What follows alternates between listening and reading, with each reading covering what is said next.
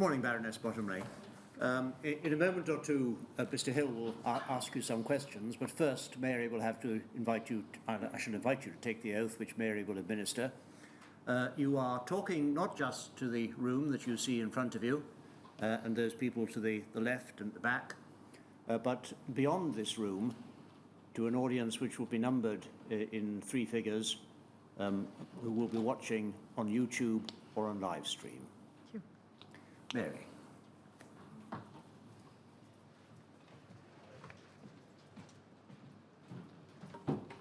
Please state your full name. Virginia Hilda Brunette Maxwell Bottomley. Take the book in your raised hand and repeat after me.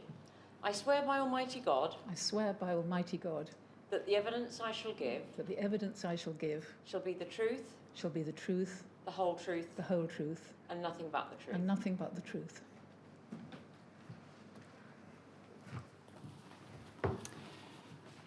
Lady Bottomley, may I begin by asking you a few questions about your career and the ministers with whom you worked?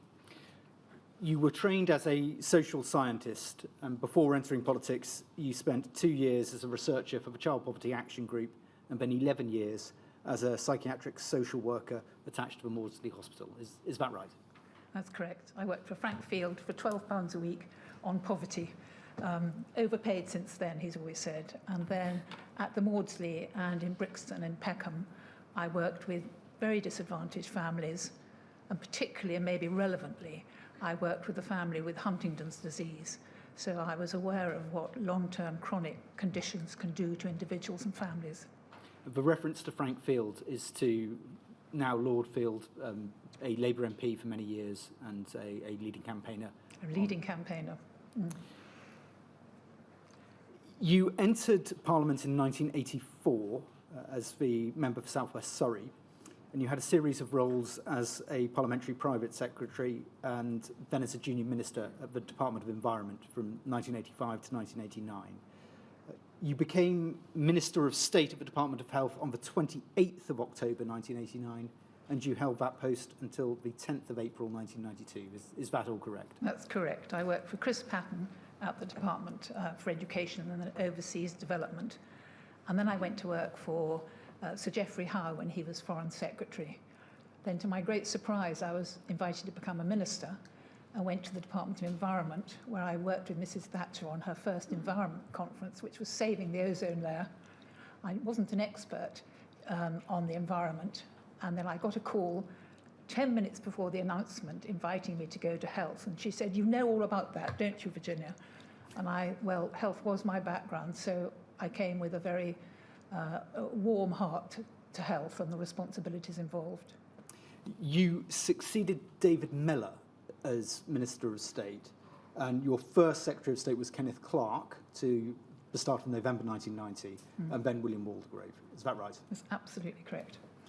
And then, following the general election in April 1992, you were promoted to become Secretary of State for Health. I became Secretary of State. Brian Mulwiney became the Minister of State, and subsequently Jerry Malone. I think that's from the 20th of July 1994, according to my Correct. records. Can we just run through the junior ministers in your time as Secretary of State? The parliamentary Under Secretary of State in the Commons throughout your time as Secretary of State was Tom Sackville, and he was joined by, first of all, Tim Yeo and then John Bowis. Is that Yes. correct? That's correct. The area of responsibility that I took on was this huge area of personal social services, childcare, mental health, all activity in the communities run by local authorities. And I wanted a junior minister who really understood that field. So it was Tim Yeo first and then John Bowis, who had a real affinity with those disadvantaged groups working in the community, in local government. And Tom Sackville was the health parliamentary secretary, and he took over much from Gloria Hooper, who was the original Lords Minister, but he also took on quite a lot from Stephen Dorrell. So I think at each time you try and have clear allocations, but you also want people to do the things they're good at. When you spoke there about the social services side of the job, of course, the department had been split in the late 1980s, but these were elements that were still within the Department of Health brief. Is that right? I hate to correct you, Mr. Hill, but that is the same error that Michael Heseltine used to make.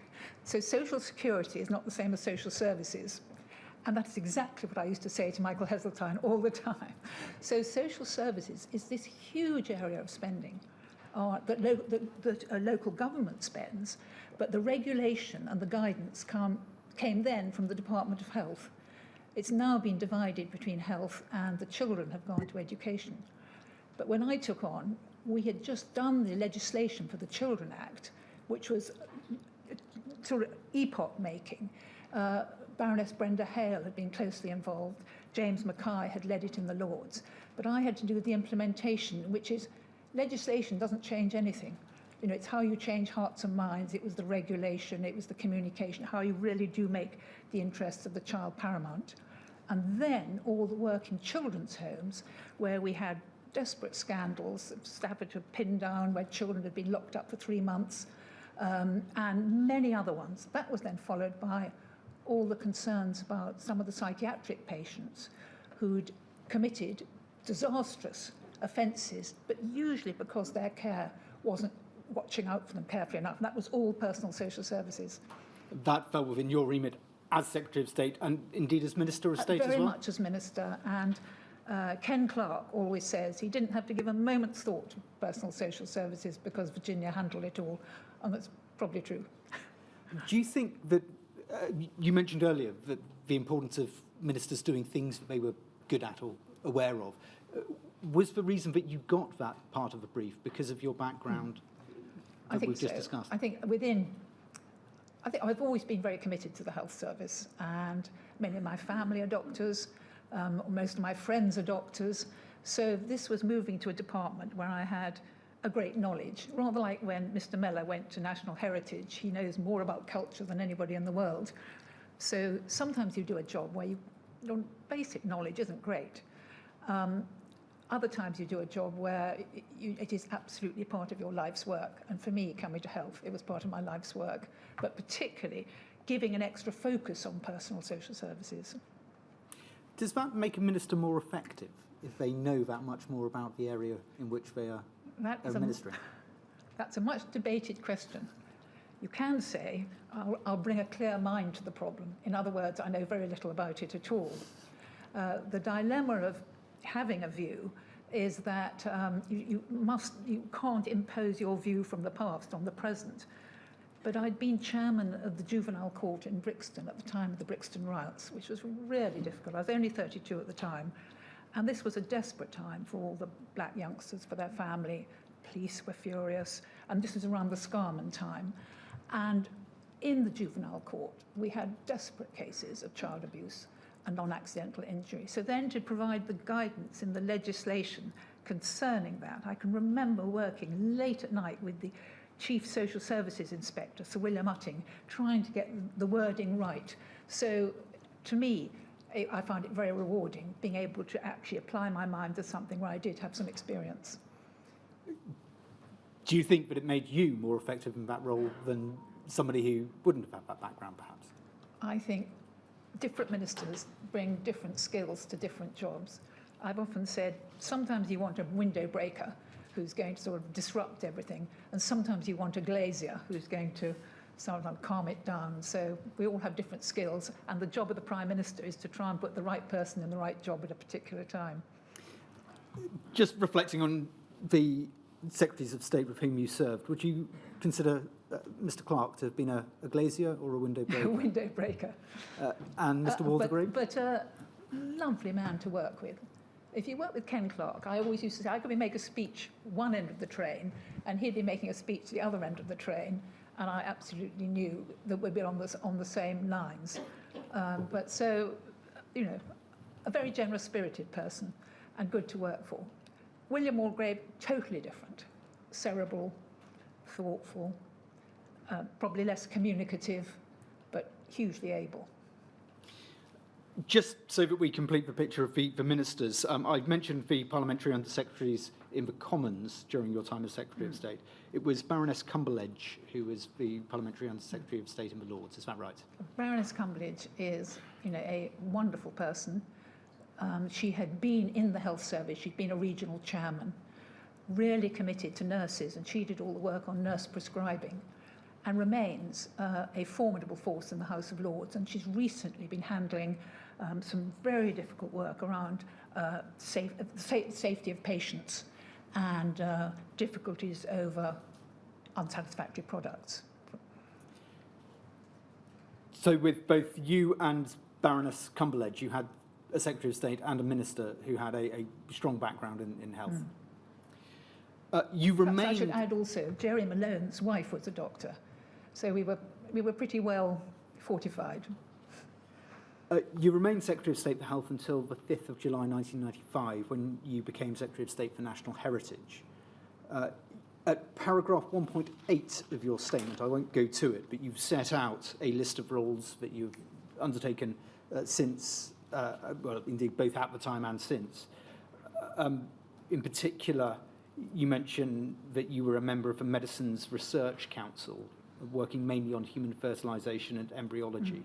In your time with the MRC, do you recall doing any work relevant to haemophilia, hepatitis, AIDS, blood products? I wasn't with the MRC for a long time, but I was asked to go and see Lord Jellicoe, the chairman, because it was a time when Margaret Jay wanted to become chairman of the National AIDS Trust, and I knew her very well, and for complicated reasons. But I went to discuss this, and I think Margaret Jay against the National AIDS Trust was a really important step, and a woman particularly leading it in a context where a lot of the AIDS agenda was dominated by men, and one of the points about HIV and AIDS, it affected a lot of women. It's one of the jobs I did as carrying the AIDS brief in the department, was actually talk about all the women who'd become infected, the women who are HIV positive, the women who are having HIV positive children. And so I think that was important. Just picking up on that point more widely, were you conscious at the time, both as Minister of State and Secretary of State, of an inequality in the provision of healthcare between men and women generally, and in specifically areas related to this inquiry? I felt that the HIV AIDS community did wonderful work pioneering new services. So when you looked at the Lighthouse, Terence Higgins Trust, many of these organisations, they showed how services and the community could work together. And I used to say if only the mental health side understood how you could mobilise a community in that way, how much better it would be. But I went to some of the provision and thought, where are the women? There are women who are HIV positive. So I think a shift was needed to welcome, embrace, recognise that there are a lot of women involved too. Just finally on these background issues, and we'll come on to some of the ministers that you worked with as Minister of State in a moment, but do any of the interests that you've listed in your statement, or indeed your role as Secretary of State or Minister of State, does any of that inhibit what you can say to this inquiry today? I've got no inhibitions whatsoever. I took the oath. I shall tell the whole truth and nothing but the truth. You also mentioned in your statement some personal associations with haemophilia. First of all, your husband, Peter Bottomley MP, has campaigned for people with haemophilia for many years, has worked closely with Dame Diana Johnson and the all-party parliamentary group. Right. And also, you mentioned at paragraph 0.2 that you had a friend with haemophilia who contracted HIV in the 1980s and died in the 1990s. Is that right? It is correct, and it was a most haunting experience, which I know people here will understand all too well. But this was a really able, delightful man, 2 young children, wonderful wife, and he was haemophiliac. And he thought, unlike previous generations, he was going to have a relatively normal life expectancy. So the horrors of the past, cryoprecipitate, the early mortality, that was behind, and he was fulfilled, engaged, working. And then, of course, he got HIV, and then he died, leaving a widow, young children. And that was a terrible experience for the family, and one that can never be forgotten. Was that something that you were aware of during your time as a minister and as Secretary of State at the Department of Health? I was aware of it. I'm going to turn now to the roles of the different ministers and the Secretary of State within the Department of Health. And I'd like to do that by reference to your witness statement. So could we have on screen, please, WITN 5289 301. It's page 9 of your statement.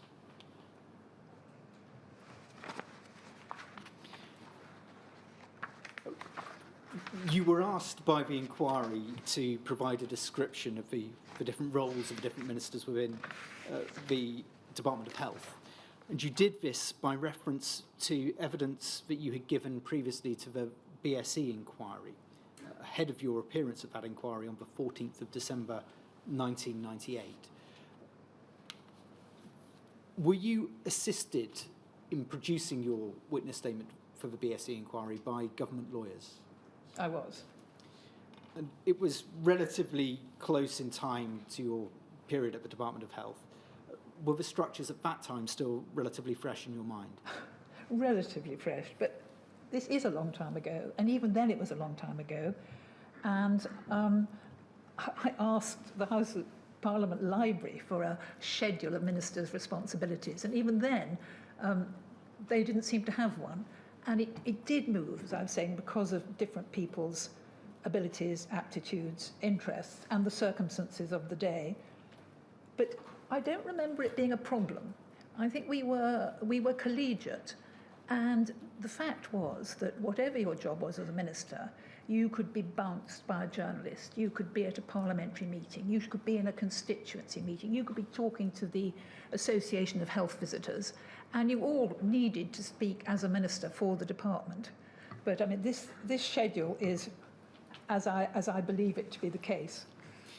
Let's just read through then, starting with the Parliamentary Under-Secretaries of State. What you said to the BSE inquiry and repeat to this inquiry is this. Parliamentary Under-Secretaries were assigned their own areas of responsibility, documented in a list of ministerial responsibilities. They shared the workload of replying to correspondence and were responsible for answering the bulk of parliamentary questions and for speaking in routine health debates.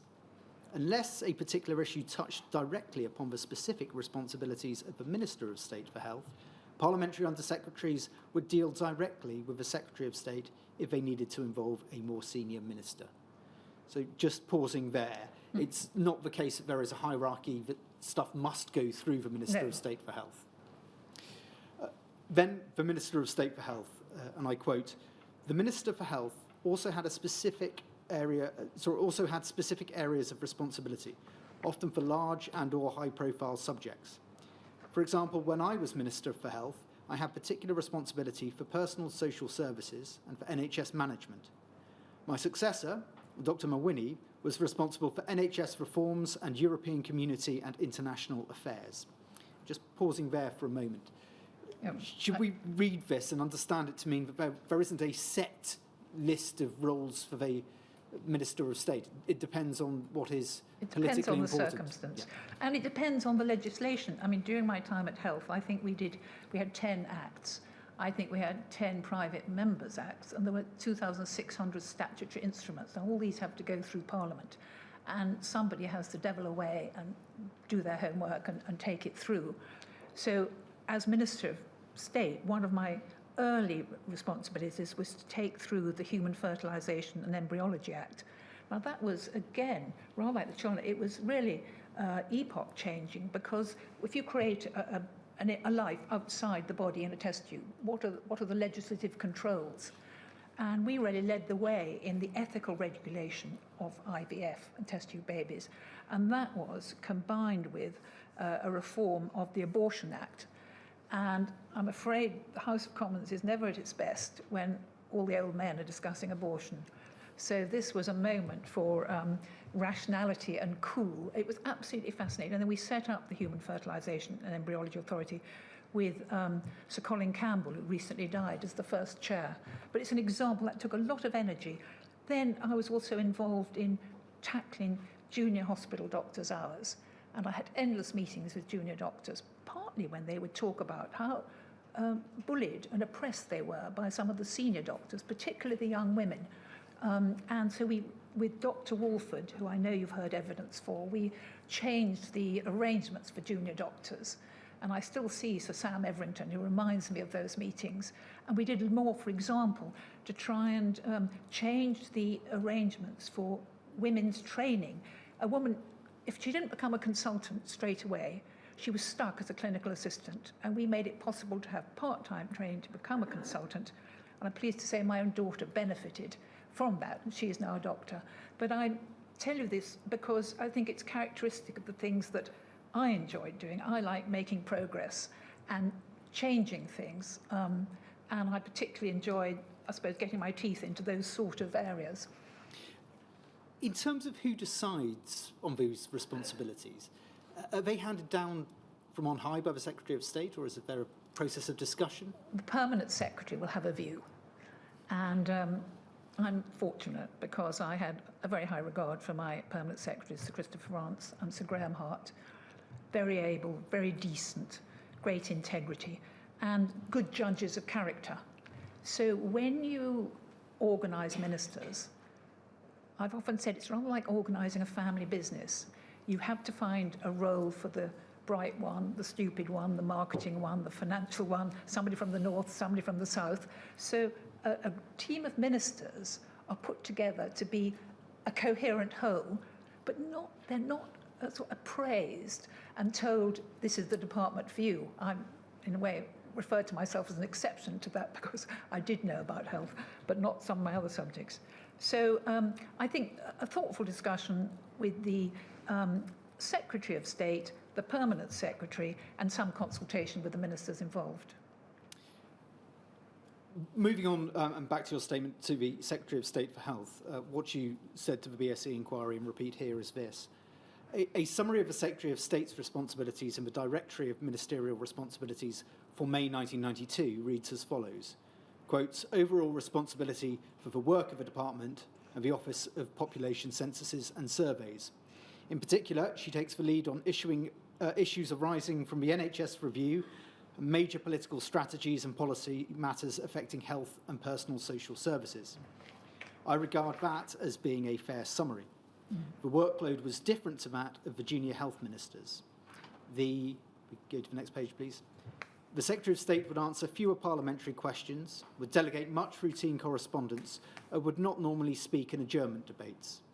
The Secretary of State had overall responsibility for Department of Health policy, as well as the wider responsibilities that came with membership of the Cabinet. As Secretary of State for Health, I sought to pursue a collegiate approach to the division of responsibility between ministers. It was important that the junior ministers had genuine responsibility for their portfolio of subjects and that I avoided over-interference in their decision-making. I sought to be receptive to junior ministers. I insisted on meetings, formal and informal, to allow discussion of areas of concern and important issues. Does that remain your evidence? Well, it does remain my evidence, but I try to avoid over-interference in their decision-making. That's true, but I did like people. I wanted to know what had happened. So I'm not a brilliant delegator because I do want to know, and what was the consequence of that? I mean, the other thing I ought to say is that when I became an MP, there were only 22 women out of 600. There were very few women. When I joined the Cabinet, there were 2 women in the Cabinet for the first time.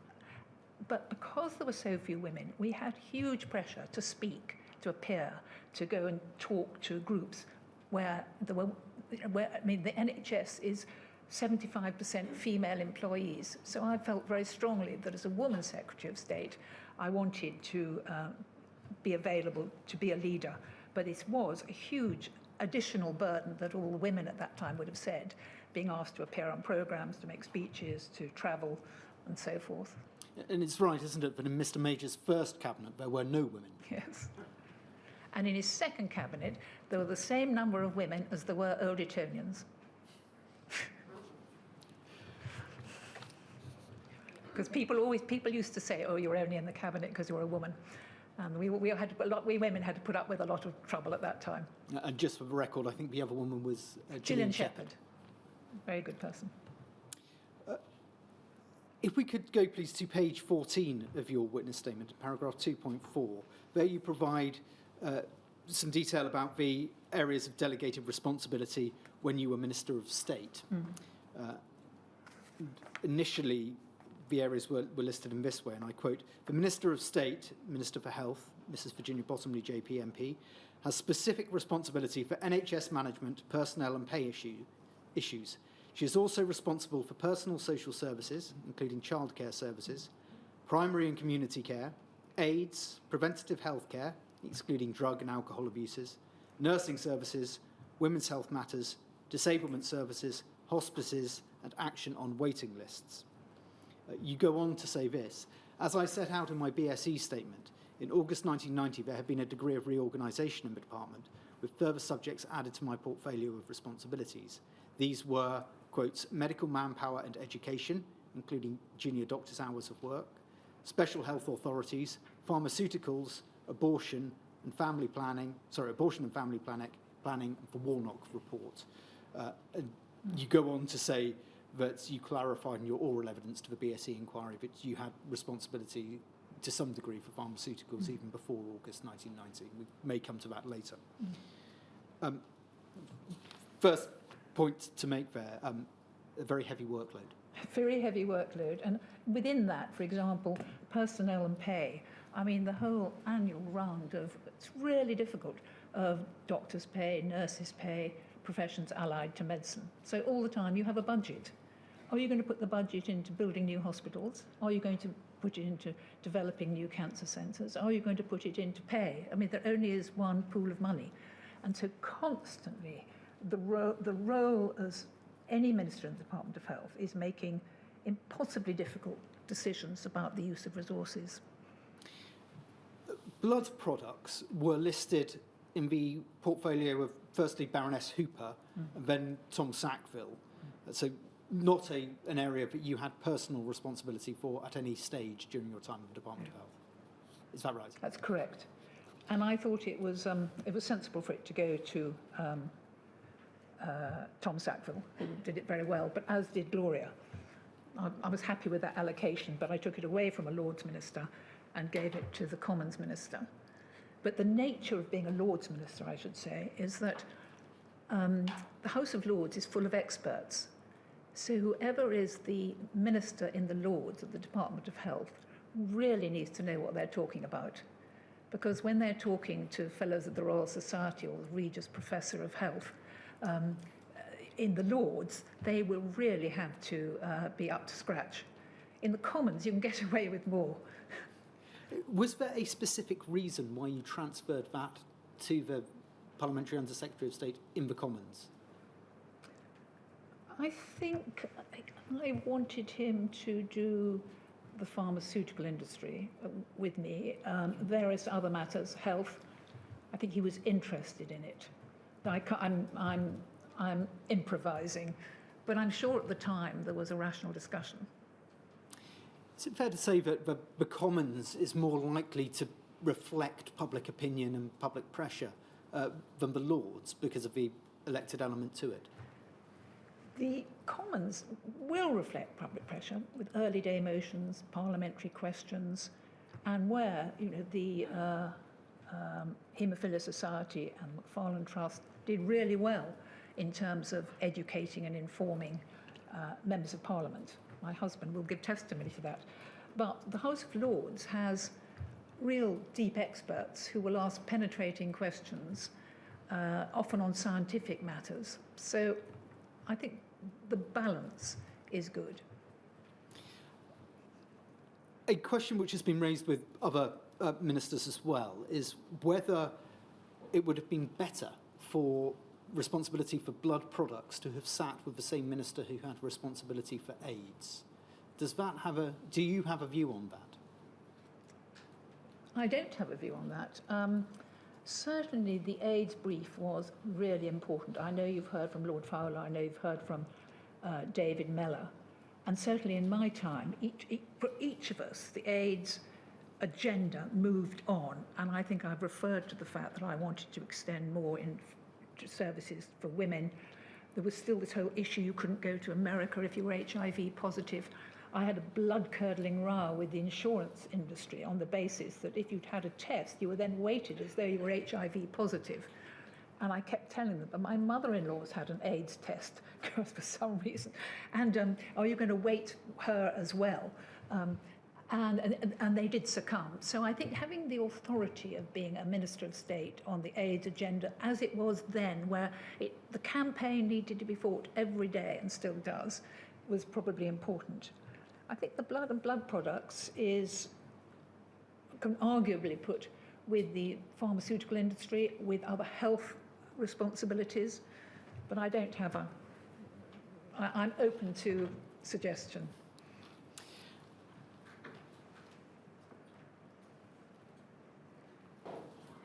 In terms of when matters were escalated either to the Minister of State or the Secretary of State, were there any particular criteria or set of factors that would lead to that happening, or was it I think dependent on the Minister needs to know. So there was a moment later on with the Hep C debate, and where Mr. Malone had started to take a view which wasn't the view that other ministers had taken, and immediately Tom Sackville said the Secretary of State needs to know this. I, as a junior minister, would have wanted to alert the Secretary of State to any emerging issues. There's a moment where there's a trifling amount of money being given to the McFarlane Trust, but I alert the Secretary of State because he's so much in the throes of the negotiations around the litigation. I think he needs to know that. So I think the cardinal rule for ministers is no surprises for the boss. If you've made a Horlicks of something, say so, put your hand up straight away. And for me, never tell an untruth, because if you tell an untruth anywhere, and particularly in the House of Commons, that is, an unforgivable step, and your career is likely to be finished. People may think that's a rather quaint idea now. Was it as far as you were concerned, was it a requirement to rectify immediately any inadvertently misleading statement to the House of Commons? Yeah, most certainly. And the issue with Edwina Curry and the whole egg saga was that she had misspoken, or she had overspoken. And the first step is to get back in the House of Commons and make an apology. And so, whenever I did an interview or statement, I would always say to my official afterwards, have I got that right? Because if not, I must go straight back in and correct it. Would that apply even if the error had been made by a ministerial predecessor, perhaps some time ago, but it had become apparent that what was said was now inaccurate? That's a very complex question. I didn't face that knowingly, but being truthful is critical, and being truthful on matters of health is essential. Doctors have to be truthful with their patients, and more so. And I think that officials, ministers, particularly in that department, must be truthful. I'd like to briefly turn to the question of ministerial meetings. I won't ask that it's brought up, but at page 12, paragraph 2.1 of your statement, you refer to the top of the office meetings that were instigated by William Waldegrave, and you say that there were several different meetings during the week. The top of the office meetings were attended by the ministers, the permanent secretary, and other senior officials, including the chief medical officer. Then there will be a ministers' meeting about parliamentary business, and then on Thursdays a broader political meeting for the ministers. Were these then opportunities for ministers to raise whatever they wished to raise with the Secretary of State informally? Yes, the Tuesday meeting was getting on with the week. What debate, what early day motion, who's doing what, are there any immediate issues we need to address? And the Thursday meeting was more political. But the Wednesday meeting was critically important, and for me it was an opportunity to say to all the top officials, is there anything you want to discuss? Is there anything you want to raise? So I wasn't thinking about the ministers, I was thinking about the Chief Social Services Inspector, who then became Herbert Laming after Bill Utting, and he often didn't have airtime. unless he could speak then, the chief nursing officer, the chief medical officer, and then another critical person who hasn't had much of a showing, the chief executive of the NHS. So we had Sir Duncan Nicol and then a wonderful man, Sir Alan Langlands, who went off to become Vice-Chancellor at Dundee, then Leeds. Again, that's the calibre of the people that we were working with, and the permanent secretary.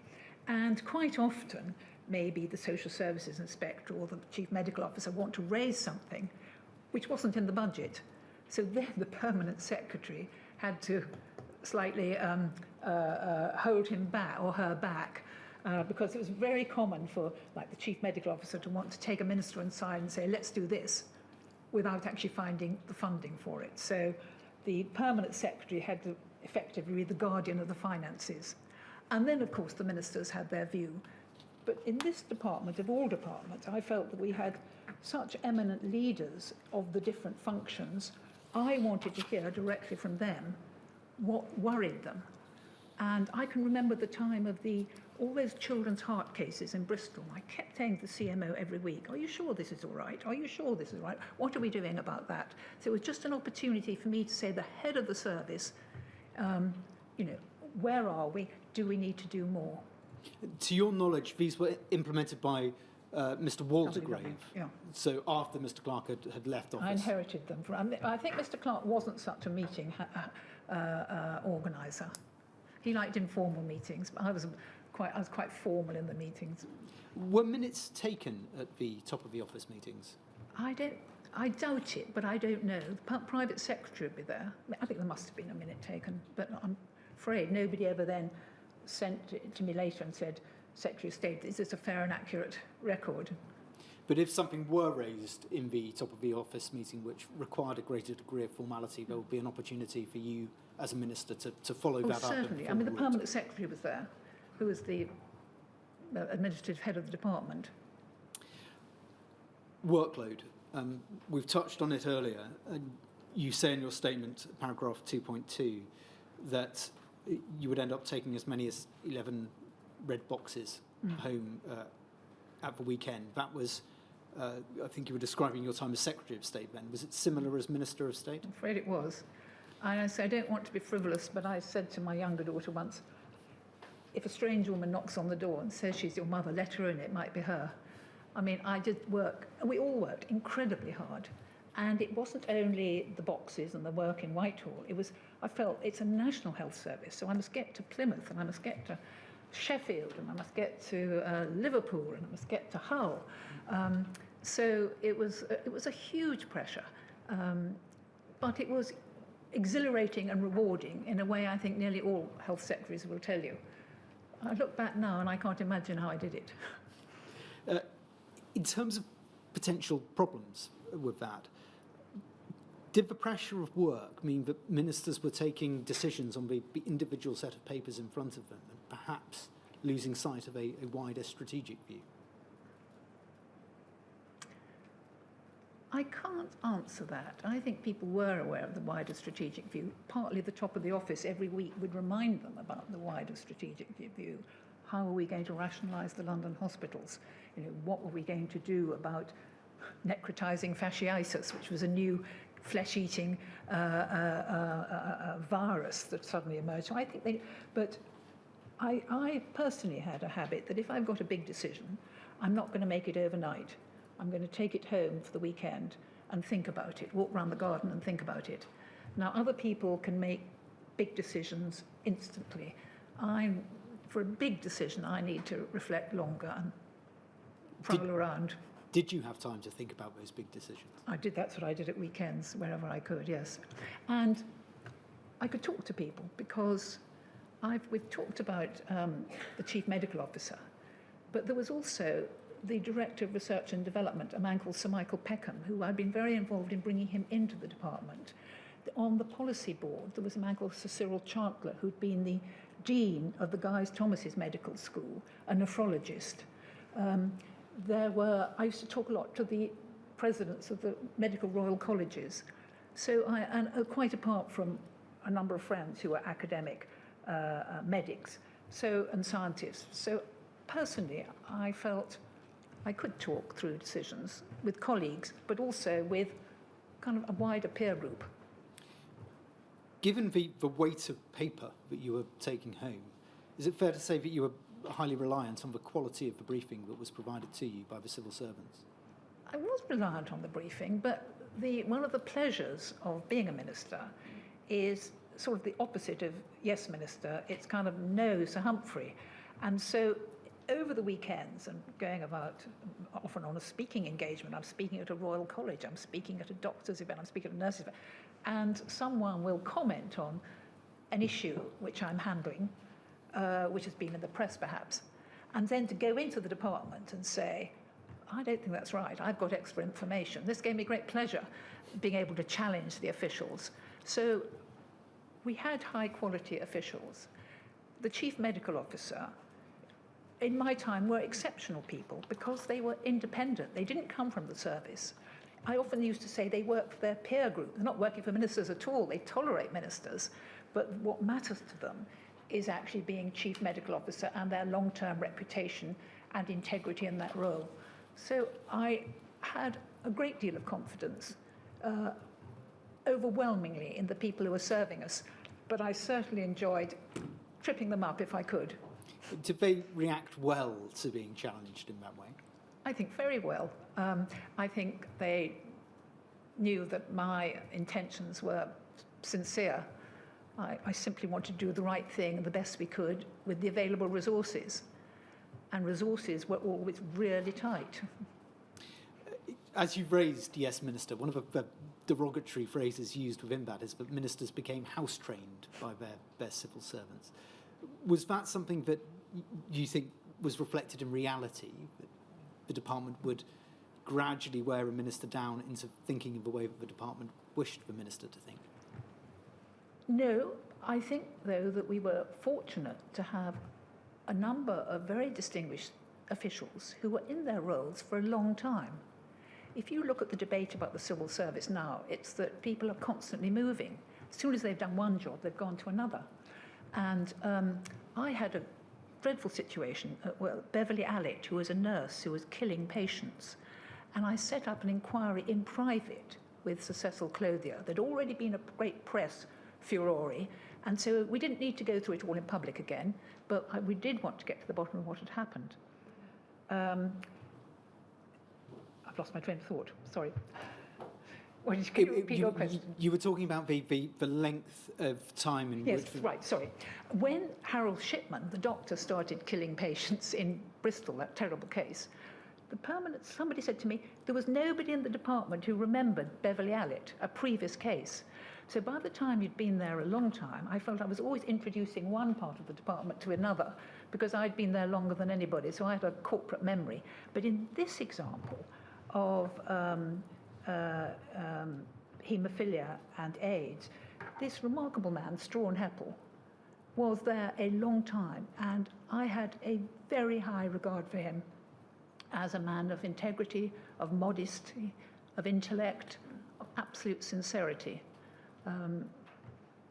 And he oversaw a great number of the juniors, and he was somebody who was never going to be permanent secretary. He was never going to be the top man because he was really an intellectual. And he's the man who did all the work securing the European Medicines Evaluation Agency for London when they distributed the institutions, and we didn't get the European Bank that went to Germany, but we did get the European Medicines Agency. And that was his work, and I worked very closely with him on that as well. The benefit to that kind of longevity is, as you say, the institutional memory that comes from it.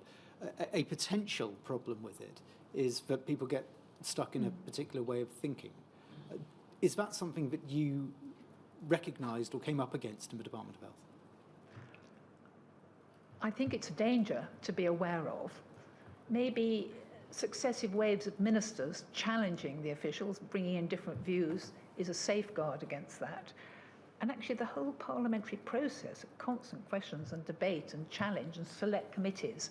I mean, we have an adversarial political system, which I think means that there is a great deal of scrutiny and challenge. But I wouldn't deny that people have to have regard to the idea that somebody can become institutionalised. I'd like to turn to the CMOs. And it was Sir Donald Aitchison to 1991 and then Sir Kenneth Cowman to 1998, who were the two CMOs at your time. Am I right to pick up from your BSE evidence and your evidence to this inquiry that you held them both in very high regard? Yes, Sir Donald Aitchison had been to see me when I was an Environment Minister. I can remember him coming over to the Department of Environment to sort of bend my ear on some issue, I suppose to do with early version of climate change. So I liked him for the fact he'd already approached me as a very insignificant parliamentary secretary. Fiercely independent, a man passionate about the HIV/AIDS agenda, and not an easy person to work with, I'd imagine, for the civil servants. Can we turn, please, to... And I should say the same, moving on, I mean, and Sir Kenneth Cowman, now he was really splendid, and my dilemma used to be, if there's a health story on the news at 6 o'clock, which is completely false, somebody must answer it. This, again, is all now part of current political thinking, but it wasn't then. People would just let the story run until you got to the office at 9 o'clock. So I used to insist, and if it was a health point, I didn't know, I'm not a doctor, I might have an idea. So we had to get the CMO's blessing. So he says, I think, slightly unfairly, that he was constantly being badgered at 6 o'clock in the morning with telephone calls from the Secretary of State. Well, I promise I didn't do it myself, but maybe others did it on my behalf. So, but available and a really warm-hearted, clever man. You say both of them were independent in the sense that they were brought in to the department from outside. Was that important? It was very important, and it could be frustrating for the officials because we were going through all the health reforms, setting up the NHS Trust, GP fund building, and so on and so forth. And to be frank, they didn't come from the department. Their heart wasn't necessarily in some of these structural reforms, but they were passionate about, best medicine, state of the art, evolving science. So I remember on the BSE inquiry having a conversation with the people from MAF. Well, the status of the CMO is way above then what the status of the chief veterinary officer. The idea that any minister would disagree or contradict or not take the advice of the CMO is ludicrous. And he had the right to speak out. He wrote his annual report, and of course he was the CMO for the government as a whole. So he was helpful, but above all, I mean, he sort of like his Hippocratic oath. I mean, he was a truthful man, and he was there to do what he thought was right. Does that apply both to Sir Donald and to Sir Kenneth? Most certainly. Presumably you didn't have any dealings with Sir Henry Yellowlease, who was their predecessor. I did not. I've heard about him have some less flattering references, but I don't know whether that's true or not. Those are things that you have heard rather than you have personal experience. No experience at all. I knew George Godber, though, an earlier one, who was a good man.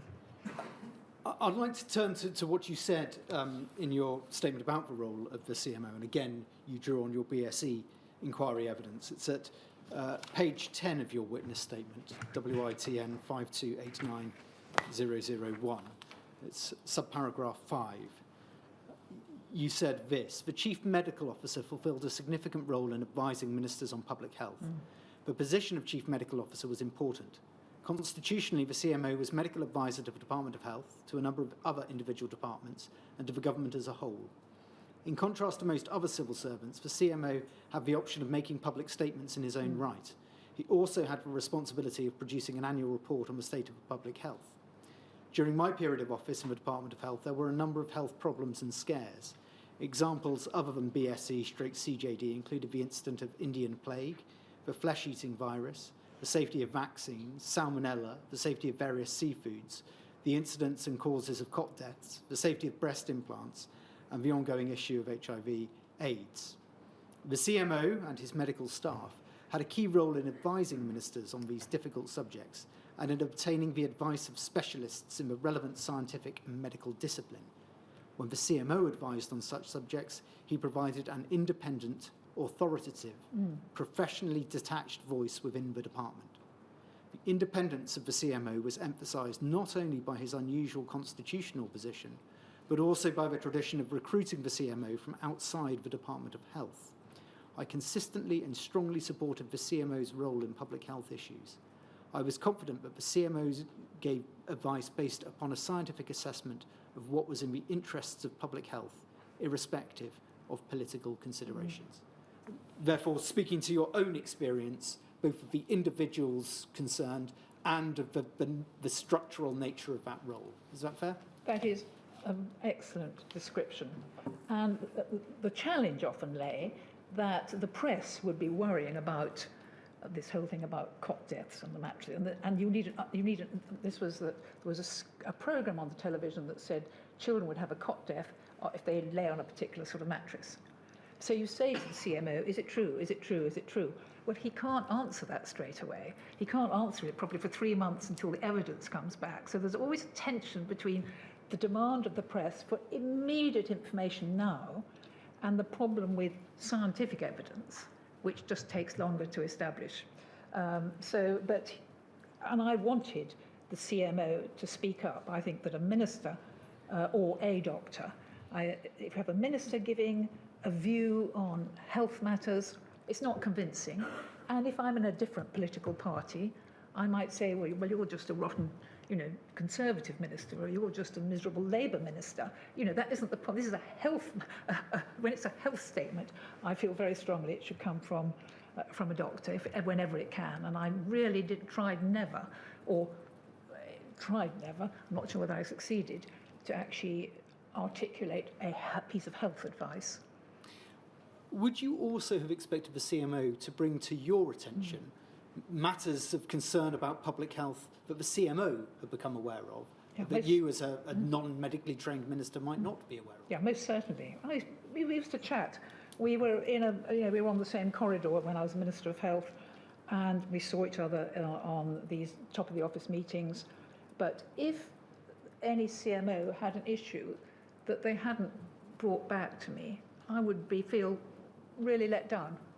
So I've always said in a job, you need 10 people who'll tell you what you don't want to hear. And I often said to the officials, I need to hear what you really think. There's a rather interesting submission in these papers where the civil servant says officials were divided. Now that's very rare. On the whole, there's an agreed line, this is what we all think. And I always used to say to people, well, what's the disagreement? What was the argument about? So trying to find out what people really think and really worried about, to me, was part of the way I did the work.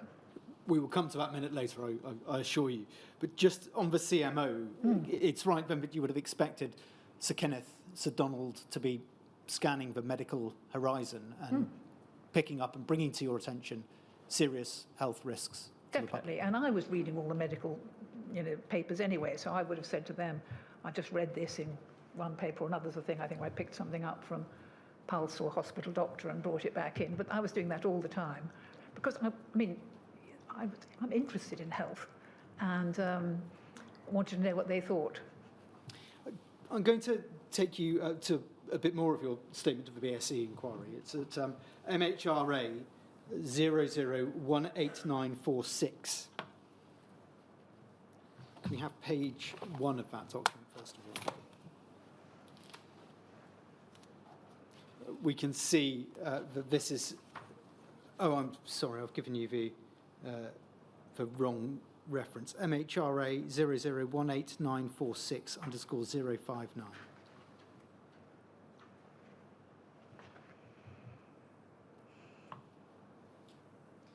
This is your written statement. We can see that you are... the statement itself isn't dated, but it's ahead of your oral evidence on the 14th of December 1998. If we could go, please, to page 14 of that document. And even that's a long time ago. It is, but about 3 years after you had left office, compared to significantly longer now. We must, of course, remember that this is about the BSE crisis, not about AIDS and blood products. But you do make these general observations, and I'd just like to read through what you say here, please. In discussing the role of the Chief Medical Officer, I have already mentioned that there were a significant number of health problems during the late 1980s and early 1990s. The cornerstone of the Department of Health's response to BSE was to obtain and act upon independent, specialist scientific advice. My own view was that the department would be failing if it did not base its response to public health fears first and foremost on a sound foundation of scientific evidence. This was the guiding principle, not only with BSE, but also in dealing with other public health concerns. In the case of BSE, the particularly difficult nature of the background science made the provision of specialist advice all the more important. During my 3 years as Secretary of State for Health, this advice was provided by the Spongiform Encephalopathy Advisory Committee. As the focal point for the provision of advice to ministers on BSE/CJD, the CMO and his staff had an important role to play. I was aware that the advice from the CMO and officials would be determined to a significant extent by the external advice offered by SEAC. Underlying the department's response to BSE was the precautionary principle that appropriate action would be taken in case BSE did pose a risk to human health, although the scientific advice was that such a risk was remote.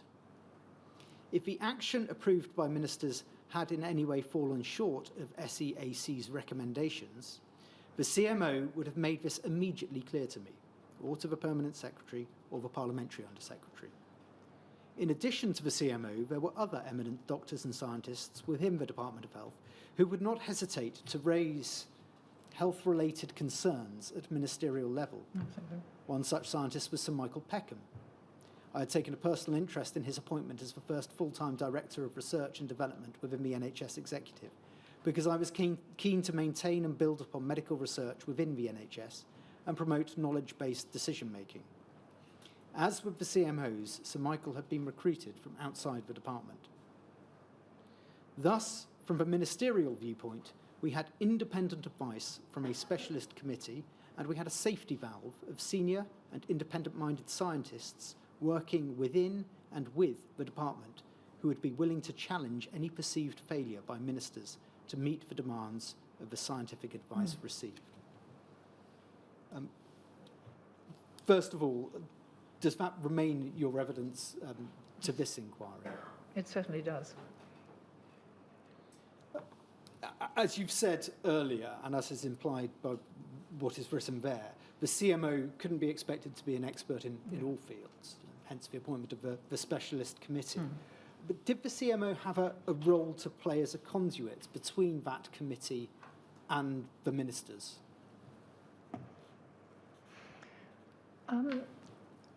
I can't give a clear answer. So Dr. Metters was clearly closely involved in many of the issues under consideration now. I imagine the CMO delegated some of the key responsibilities to his team, rather like ministers, and would assume that Dr. Metters would report back to him if there were unprecedented or worrying issues emerging. So I imagine the CMO's workload, like the rest of us, needed a degree of organisation. But I think you'd need to ask one of the medical officers for a more authentic answer. Dr. Metters was the Deputy Chief Medical Officer by that time. Who sadly died. Would the CMO or the DCMO play a role in explaining the advice that was coming from the committee to ministers? I think they would. I mean, the Deputy CMO, who I did a lot with, was Dr. Diana Walford, formidably intelligent, very direct, diligent. I had a really high regard for her. So I think I think that must be the case. We should remind ourselves, of course, that by the time that you were dealing with Dr. Walford, she was involved in areas particularly about NHS management and personnel. We heard from an earlier stage in her career when she was at a more junior position. You say in your statement that the CMO was there to help bring up ministers if they fell short in terms of their response. What about if the committee was providing advice that was falling short? Who would pick up on that? When you said the CMO would pick up ministers, I don't know I'd use that expression So quite. that was my expression, not yours. I yes. think I would say that the CMO would take up a matter with a minister if he felt that the minister hadn't properly appreciated the full situation. So far as the advisory committees are concerned, I can't think of a situation where a minister would have challenged an advisory committee's thinking, whether we would have thought that was our responsibility. It's a slippery slope, because if you start disagreeing with an advisory committee, they're there as an independent advisory committee. It's not for you as a politician to be challenging them. But I assume that when the appointments are made to the various committees, then there must have been a review process. So when we appointed people to a health authority or trust, we would review how well they'd done, how it was going, and either appoint or disappoint. So I can't give you a better answer than you may have a witness who can give you a more thorough answer. You say that it wasn't for ministers to challenge the advice that was coming from these committees. Mm. Does that mean that the advice would automatically be accepted by the ministers? Not necessarily accepted, but I wouldn't have challenged the integrity or the... I think I'd be unlikely to challenge the scientific basis on which the committee came to their recommendation. Then a committee presents a report, and just like anybody else's report, there has to be a decision as to how to implement it. Would there have been anybody within government who could have looked at the work of the committee and said, with the greatest respect to your expertise, I'm not sure that you have quite thought X through, or this doesn't seem to reflect another part of your advice? Was there anybody who would do that? Well, I think that would have come often through people in the academic institutions. So the NHS, one of the things I was involved in is trying to integrate the NHS better with the universities, with the medical schools, with the research institutes. And for every topic under consideration, there would be a very senior university department or medical school scrutinising that area. And so I've talked about Sir Cyril Chancellor, who was the dean at Guy's and Thomas's, one of the most respected. He then became president of the General Medical Council. Well, if he could easily have said, Secretary of State, my colleagues working in Newcastle are deeply unhappy about a particular report. And of course, I would immediately have gone to the Chief Medical Officer and raised it. So I can't answer on the formal process, but I can say that I was constantly alert for discordant information, and there were lots of mechanisms by which it could have come through. I have no recollection of that. The mechanism of an external review by an academic body is only going to work, though, isn't it, if the material gets to them. If it's an internal report which is not shared outside of government, there won't be that scrutiny, will there? I can't give a definitive response. Let me just turn to something that you said during the inquiry's oral hearings. And if we could have on screen, please, MHRA 0018946_019. This is a document which I erroneously asked to be brought up a second ago. This is for the transcript of your evidence on the 14th of December 1998 to the BSc inquiry. If we could turn, please, to page 6.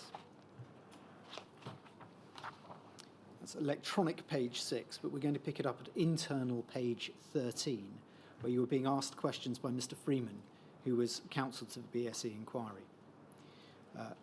And this is about the CMO. Mr. Freeman asks, did you, if you had problems, and we're going to go to this a little later on, but would you look to him, the CMO, for advice in relation to medicines and pharmaceuticals? And you said this, He had a role in relation to medicines and pharmaceuticals, but essentially the Medicines Control Agency was established in 1989, I believe before I joined the department.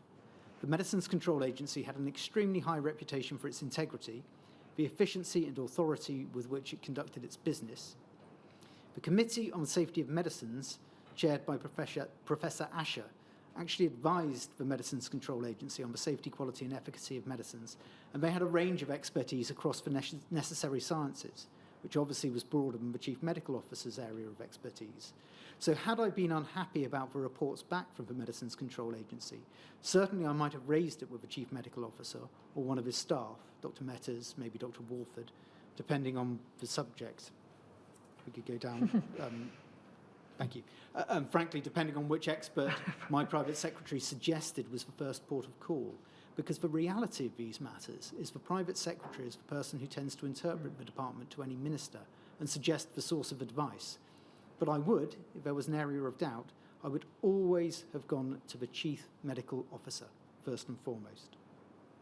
He was the advisor above all others who I would have trusted and expected. Mr. Freeman asks, you would have expected the Chief Medical Officer, if there were doubts and worries, to go off and find out for you what the nature of those problems were, would you? Your answer, or to delegate it, or he might advise me that he was content with the processes that are underway. We see from that then that the Chief Medical Officer was central to your role as a minister in understanding the types of issues and worries and concerns that would have been coming through from expert scientific bodies. Yes, but no scientist is an expert in every field. And he was an epidemiologist, Atchison, and Ken Kalman was a cancer doctor. So I would expect them to find somebody who had an expertise in the area. But the important person you mentioned was Professor Asher, who has chaired the Committee on the Safety of Medicines. I think he was Dean of St. George's Medical School. I can remember meeting him and being enormously impressed. I think the people who did these great committees were unremunerated, but I could be corrected. But these were academic researchers and clinicians who did invaluable work and safeguarded the integrity of our processes. So I think the Chief Medical Officer might have been like a telephone exchange, but I wouldn't think he would then have reported back and said, I've spoken to the expert in this field on various issues. A difficult question, but what would be lost if the CMO was not personally engaged in that role between the ministers and the experts? What would be lost if the CMO was not engaged? I think the minister would have to find a different channel. So I've talked about Jeremy Metters, I've talked about Diana Walford, talked about Sir Cyril Chancellor, but this is back to the private secretary being able to help navigate. I can't anticipate the CMO not wanting to be the first port of call, but I can anticipate the CMO saying this wasn't his area of expertise.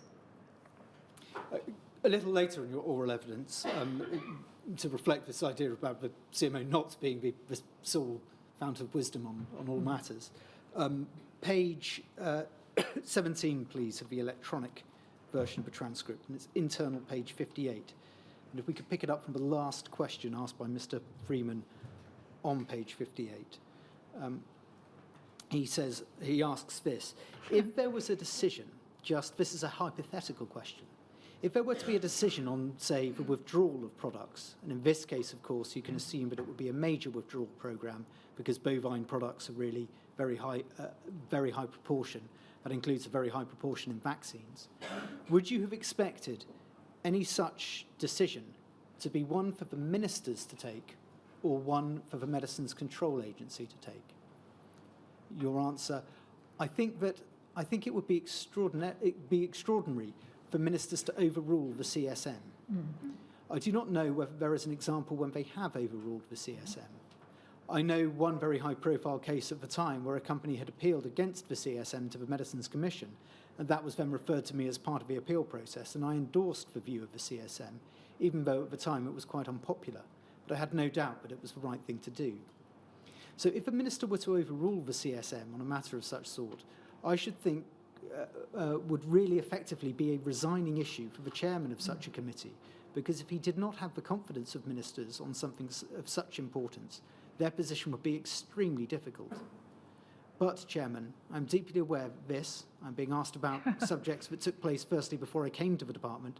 Secondly, I'm being asked about a subject without the opinion of a group precisely who were established to provide that expert evidence.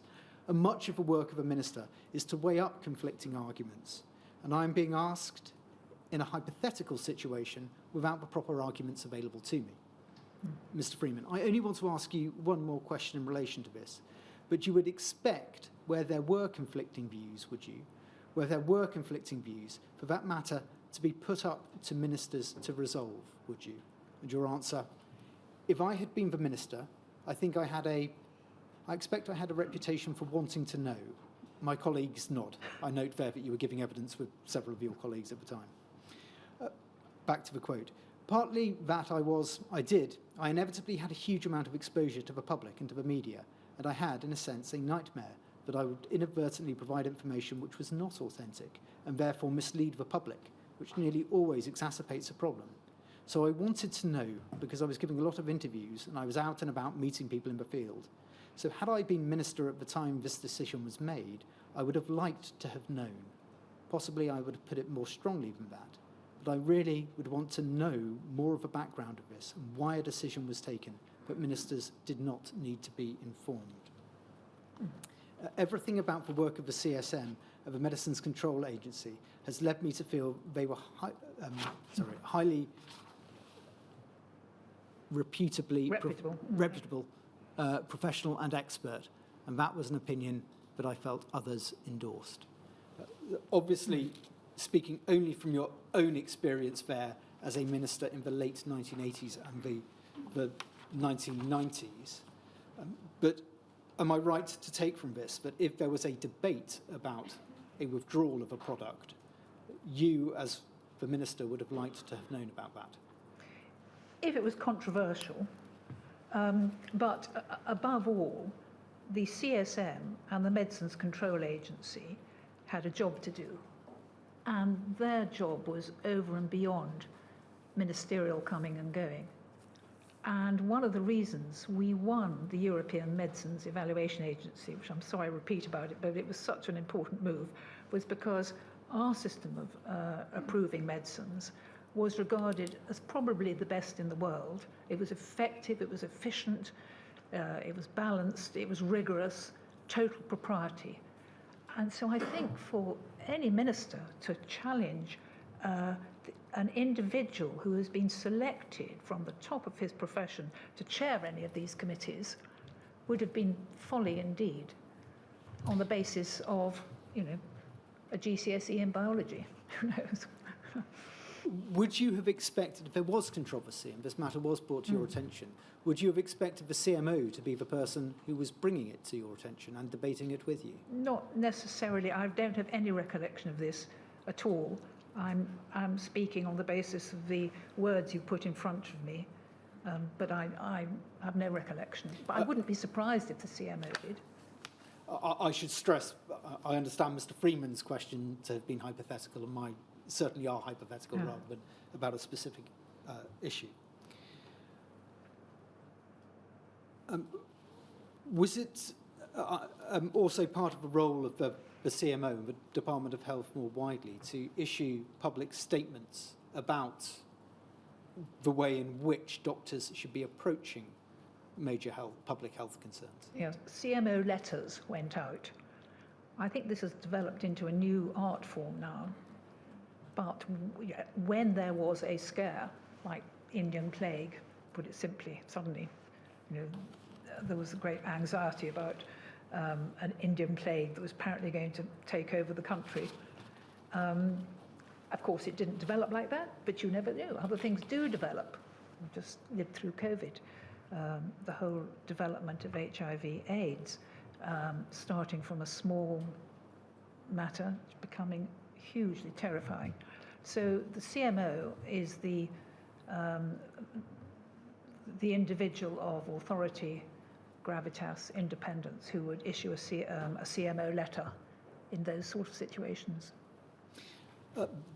Finally, before the break, a slightly different topic, but one I think we can deal with relatively briefly. The territorial departments, the Scottish Office, Welsh Office, Northern Ireland Office.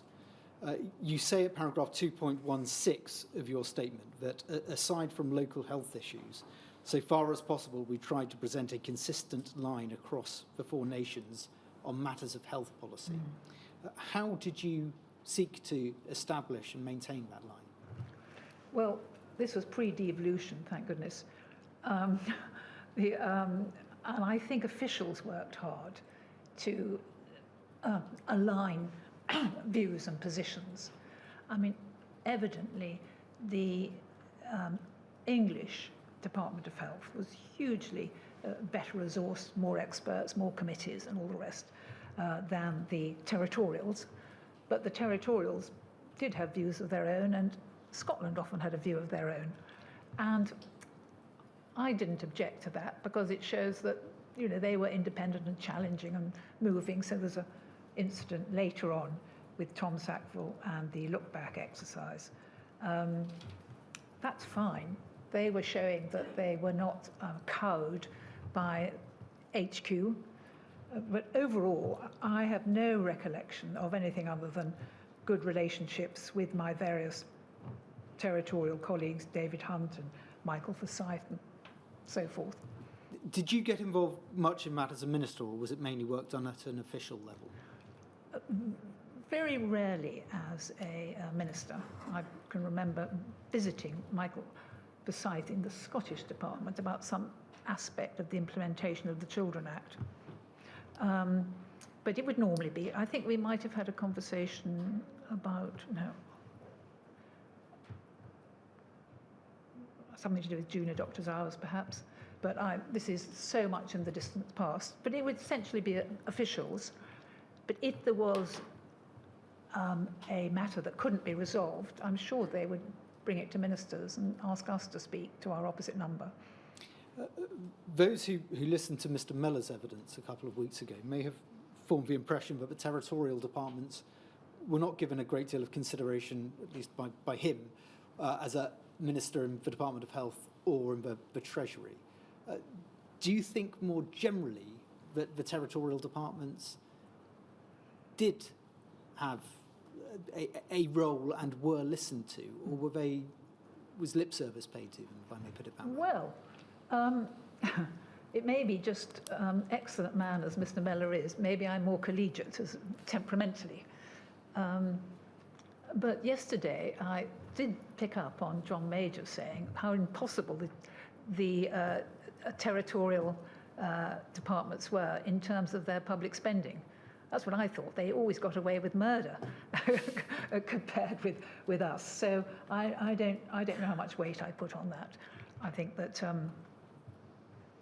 the size of the territorial departments mostly was smaller than a regional health authority. So we, I think, had 14 regional health authorities. It's the scale of the National Health Service that people can easily forget.